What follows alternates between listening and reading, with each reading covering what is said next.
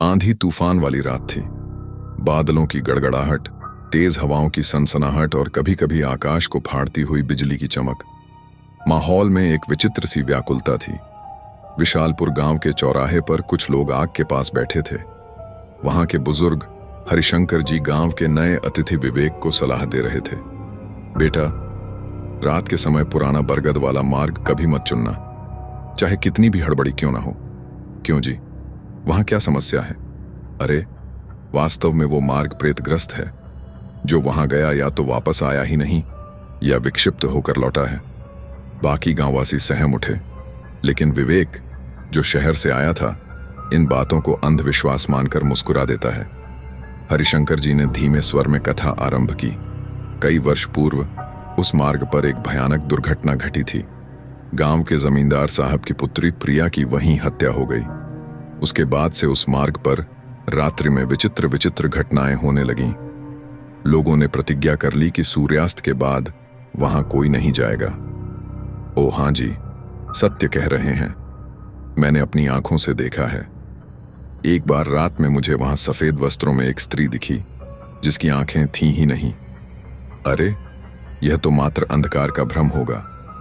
2 दिन बाद विवेक को शहर लौटना था, किंतु भारी वर्षा में बस सेवा स्थगित थी। गांव के एक युवक राकेश ने कहा, भैया, यदि आपको शीघ्र पहुंचना है तो बरगद वाले मार्ग से जाओ, वो संक्षिप्त है। लेकिन जी तो निषेध कर रहे थे। अरे, वो सब प्राचीन कथाएं हैं, आप भयभीत क्यों होते हो? विवेक ने विचार किया। समय की बचत होगी। रात्रि के लगभग 9 बजे टॉर्च लेकर वो अकेला निकल पड़ा। मार्ग निर्जन था, दोनों ओर घना वन और मध्य में कीचड़ युक्त पगडंडी। टॉर्च की किरण में झींगुरों की ध्वनि और कभी कभी मेंढकों की टर सुनाई दे रही थी। अचानक पीछे से किसी के पदचाप की आहट आई। विवेक ने टॉर्च घुमाई, पर वहां कोई नहीं था। यह शायद मेरा भ्रम है। कुछ कदम आगे बढ़ा तो एक स्त्री की मंद सिसकियों की ध्वनि आई। कौन है वहां? कोई उत्तर नहीं, बस सिसकियां जारी रहीं। थोड़ा आगे बढ़ते ही टॉर्च की रोशनी में एक सफेद साड़ी पहने स्त्री दिखी। उसके लंबे खुले बाल चेहरे को ढक रहे थे। आप यहां रात में अकेली? आपको सहायता चाहिए? वो स्त्री धीरे धीरे सिर उठाने लगी और विवेक का हृदय धक से रह गया। उसका चेहरा रक्त से सना था और उस स्त्री की आंखें ही नहीं थीं। मुझे मेरे हत्यारे तक ले चलो। विवेक भय से पीछे हटने लगा। तभी अचानक उसकी टॉर्च बुझ गई। विवेक के कानों में अब सिर्फ पत्तियों की सरसराहट और उसके अपने हृदय की धड़कन थी। उसने मोबाइल निकाला, पर सिग्नल नहीं था। अचानक पीछे से ठंडी हवा का झोंका आया और किसी ने उसके कंधे पर बर्फ जैसी ठंडी उंगलियां रख दीं। विवेक चीखते हुए पलटा, पर इस बार भी वहां कोई नहीं था। वो आ गया। कुछ ही दूरी पर विशाल पुराना बरगद का वृक्ष खड़ा था। उसकी जड़ों के पास काले वस्त्रों में एक वृद्ध जादूगर बैठा था। जी, यहां क्या हो रहा है? तुमने भूल कर दी बेटा। यह प्रिया का मार्ग है। उसकी आत्मा अब भी अपने हत्यारे को खोज रही है। अचानक जादूगर ने आंखें बंद की और कुछ मंत्र जपने लगा। तभी वो स्त्री पुनः प्रकट हुई, लेकिन इस बार उसके चेहरे पर भयंकर क्रोध था। यह मनुष्य यहां क्यों आया? हवा प्रचंड हो गई। वृक्ष की शाखाएं जोर जोर से हिलने लगीं। जादूगर ने विवेक को पीछे रहने का संकेत किया। प्रिया, यह निरपराध है, इसे छोड़ दो। कोई निरपराध नहीं, सबने मुझे अकेला छोड़ दिया था। उस समय मुझे सहायता की आवश्यकता थी। विवेक को अनुभव हुआ जैसे कोई अदृश्य शक्ति बरगद की जड़ों की ओर खींच रही हो। उसने पूर्ण शक्ति लगाकर खुद को मुक्त किया, लेकिन उसकी टांगें कीचड़ में धंस गईं। जादूगर ने मंत्र जपते हुए विवेक के कान में कहा, प्रिया के हत्यारे का नाम राकेश था, वही युवक जिसने तुम्हें इस मार्ग पर भेजा। विवेक स्तब्ध रह गया। राकेश? जादूगर ने बताया कि राकेश प्रिया का बाल सखा प्रेमी था, लेकिन लोभ में उसने उसे धोखा देकर मार डाला। तब से प्रिया की आत्मा इसी मार्ग पर भटक रही थी। अचानक राकेश दूर से आता दिखा। वो विवेक को लेने आया था। आखिर तुझे पा लिया। राकेश भयभीत होकर भागने लगा, लेकिन वृक्ष की जड़ें जैसे जीवित होकर उसके पैरों में लिपट गईं। प्रिया की आत्मा उसकी ओर बढ़ी और पल भर में राकेश की चीखें वन में गूंज उठीं। फिर सब शांत हो गया। अब मैं जा रही हूं, लेकिन यह मार्ग हमेशा याद रखेगा। जिसने मुझे धोखा दिया, उसका अंत क्या होता है। इतना कहकर उसकी छाया धुएं में बदलकर विलीन हो गई। जादूगर ने विवेक को गांव तक पहुंचाया।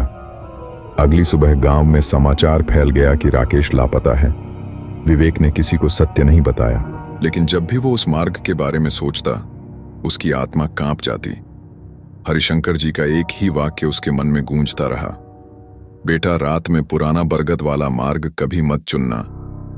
पिछली घटना को 6 महीने व्यतीत हो चुके थे। विवेक अब शहर लौट चुका था, लेकिन रात्रि में अक्सर नींद के मध्य चौंक कर उठ जाता। हर बार उसे वही स्वप्न आता, पुराना बरगद का वृक्ष और प्रिया। एक दिन उसे अचानक गांव से पत्र मिला। लिखने वाला था हरिशंकर जी।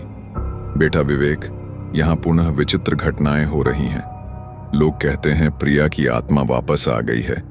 हमें तेरी सहायता चाहिए। विवेक के मन में भय था, लेकिन उसने जाने का निर्णय लिया। उसे लगता था कि शायद यह उसका अधूरा कार्य है। विवेक रात्रि को ही विशालपुर पहुंचा। चौराहे पर सन्नाटा था। हवा में शीतलता और एक विचित्र सी दुर्गंध फैली हुई थी। हरिशंकर जी उसका प्रतीक्षा कर रहे थे। बेटा, तुम्हारे जाने के बाद से 3 लोग उस मार्ग से गायब हो गए, लेकिन प्रिया तो राकेश को ले जाने के बाद चली गई थी। बेटा, हम भी यही सोचते थे, पर लगता है उसकी आत्मा अब और भी प्रबल हो गई है। तभी एक और व्यक्ति सुरेश शीघ्रता से आया। जी, बालू चरवाहा आज शाम उसी मार्ग पर गया था और अब तक लौटा नहीं। विवेक ने गहन श्वास ली। ठीक है, मैं आज रात्रि वहीं जाऊंगा, लेकिन अकेला नहीं। मुझे कोई चाहिए जो मार्ग जानता हो। सुरेश ने हिचकिचाते हुए कहा, मैं चलूंगा, लेकिन यदि कुछ हुआ तो मैं भाग जाऊंगा। हरिशंकर जी ने दोनों को जादूगर गिरवर के पास भेजा। वही जादूगर जिसने पिछली बार विवेक की सहायता की थी। इस बार प्रिया अकेली नहीं है, उसके साथ और भी आत्माएं हैं। ये लो, ये लाल धागा धारण कर लो। रात्रि के 10 बजे विवेक और सुरेश लाल धागा लेकर पुराने बरगद वाले मार्ग पर निकले। वर्षा थम चुकी थी, लेकिन कीचड़ अभी भी था। वृक्षों की शाखाओं से टपकते जल की ध्वनि भय को और बढ़ा रही थी। भैया, हमें शीघ्रता करनी चाहिए। हाँ, लेकिन सतर्क रहना। कुछ दूर चलते ही वही ठंडी हवा का झोंका आया जो विवेक ने पहले अनुभव किया था। उसकी रगों में सिहरन दौड़ गई।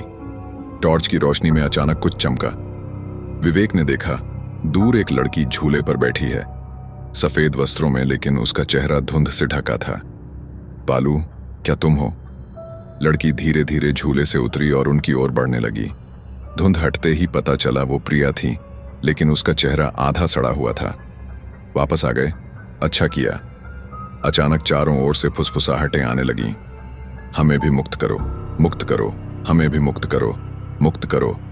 वृक्षों के पीछे से अंधेरे साए निकलने लगे, जिनके चेहरे मनुष्यों जैसे थे, लेकिन आंखें खाली गड्ढों जैसी। ये कौन है? ये मेरे जैसे हैं जिन्होंने धोखे में प्राण गंवाए। अब ये मेरे साथ हैं। एक साया विवेक की ओर झपट्टा, लेकिन लाल धागा के पास आते ही चीख मारकर पीछे हट गया। प्रिया ने हंसना आरंभ किया।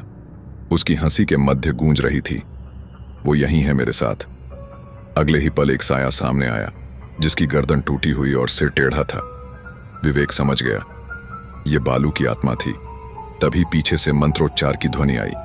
गिरवर जादूगर हाथ में त्रिशूल और दीपक लेकर वहां पहुंचे। प्रिया, तू फिर से निरपराधों का रक्त बहा रही है। निरपराध? सब पापी हैं। जिसने मेरी चीखें नहीं सुनी वो सब मरने योग्य हैं। जादूगर ने भूमि पर वृत्त बनाकर विवेक और सुरेश को अंदर खींच लिया। जब तक यह वृत्त है, ये आत्माएं अंदर नहीं आ सकती। प्रिया और बाकी आत्माएं वृत्त के चारों ओर घूमने लगीं। उनकी ध्वनियां कान फाड़ देने वाली थीं। गिरवर ने त्रिशूल उठाकर जोर से मंत्र जपा। तभी बिजली चमकी और बरगद का वृक्ष जोर से हिलने लगा। अगर मैं नहीं तो कोई नहीं बचेगा। वो हवा में उड़कर सीधा गिरवर पर झपटी। लाल धागा अचानक जलने लगा और एक तेज प्रकाश फैला। बाकी आत्माएं चीखते हुए पीछे हट गईं। जब प्रकाश समाप्त हुआ, प्रिया और बाकी आत्माएं विलीन थीं, लेकिन बरगद के वृक्ष के तने पर एक गहरा काला निशान बन चुका था, जो धुएं की तरह हिल रहा था, जैसे अंदर कुछ अब भी जीवित हो।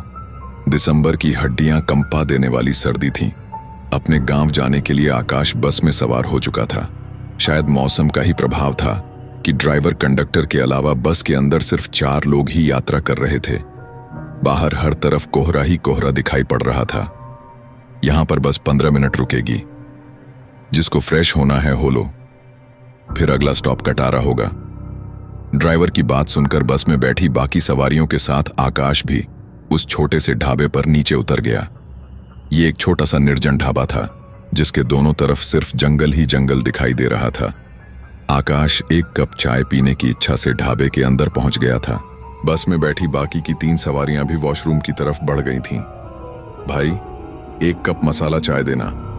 चाय तो है लेकिन मसाला चाय अभी नहीं है। तो इसमें क्या दिक्कत है, फटाफट बना दो। अरे बाबूजी, आप रेस्टोरेंट में नहीं खड़े हैं, ये जंगल वाला ढाबा है और आप जिस बस में आए हैं वो पूरे 7 मिनट में यहां से निकलने वाली है। अरे यार, तुम तो नाराज होने लग गए। अच्छा ठीक है, तुम चाय तो दो। बस में कुल 4 सवारी हैं, उन्हें भी छोड़ जाएंगे क्या? दुकानदार से चाय का कप लेकर वह एक टेबल पर बैठकर चाय पीने लगा। कुछ मिनटों में उसने अपनी चाय खत्म की और ढाबे के बाहर आया तो देखा बस निकल गई है। धूल उड़ाती बस को जाते देख आकाश भी उसके पीछे दौड़ लगा देता है, लेकिन ड्राइवर बस नहीं रोकता। कुछ देर तक बस के पीछे दौड़ने के बाद आकाश वापस ढाबे की ओर मुड़ जाता है। ढाबे के पास आकर वह देखता है कि ढाबे का मालिक ताला लगाकर जा रहा है। अरे भाई, अभी तो बस 5 बजे हैं, अभी से ढाबे में ताला लगाकर कहाँ जा रहे हो?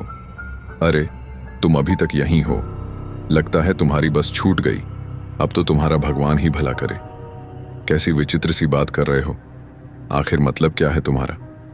अरे सर, मैंने आपको बताया ना, ये ढाबा जंगल के बीचों बीच बना हुआ है।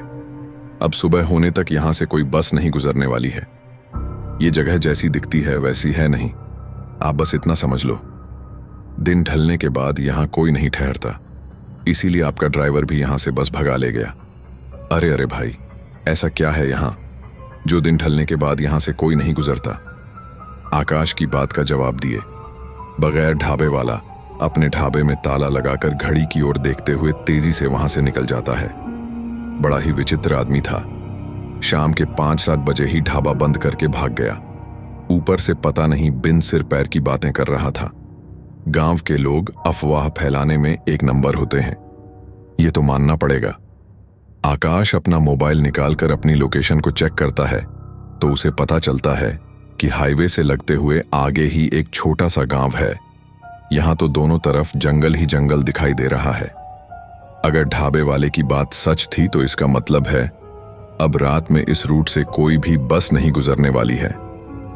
रात में इस जंगल की सड़क पर रुकना सुरक्षित नहीं होगा। ऐसा करता हूं, गांव में जाकर सहायता मांगने की कोशिश करता हूं।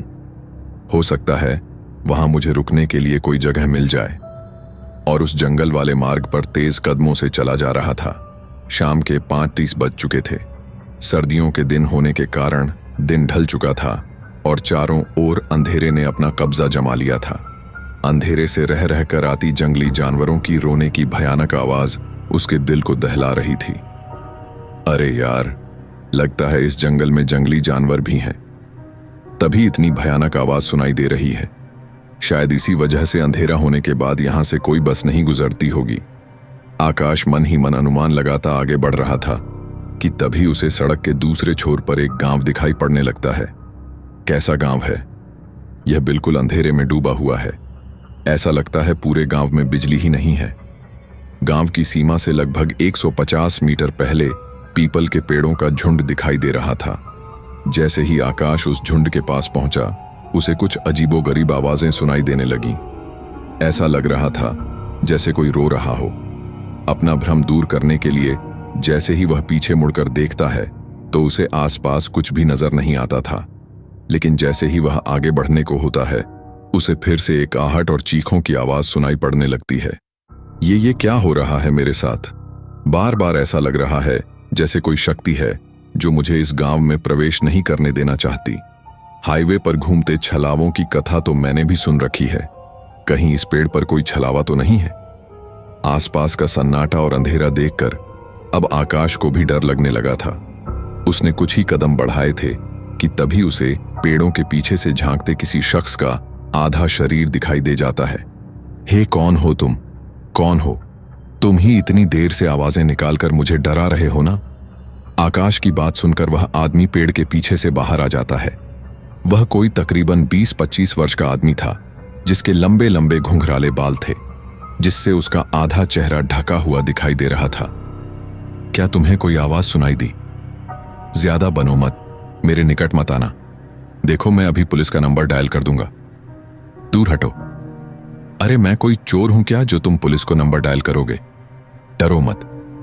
मैं भी डर के कारण ही यहां छुपा हुआ था। डर आखिर किसका डर? देखो, मैं पास के गांव में रहता हूं।